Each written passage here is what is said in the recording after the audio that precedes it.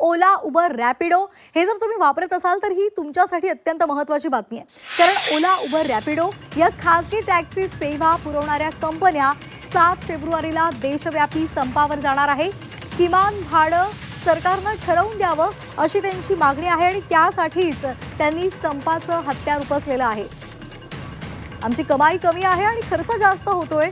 इंधन, देखभाल खर्च त्याचबरोबर इतर खर्चांमधून आमच्याकडे फार रक्कम उरत नाहीये आणि त्यामुळे या संदर्भात योग्य तो निर्णय व्हावा असं त्यांचं म्हणणं आहे. तेलंगण गीग अँड प्लॅटफॉर्म युनियनच्या नेतृत्वामध्ये हा संप होणार आहे. ऑल इंडिया ब्रेकडाऊन असं या संपाचं नाव आहे. याचा खासगी वाहतूक सेवा वापरणाऱ्या सगळ्यांनाच फटका बसणार आहे. तर 7 फेब्रुवारीला म्हणजेच उद्या ओला, उबर आणि रॅपिडोचा देशव्यापी संप असणार आहे.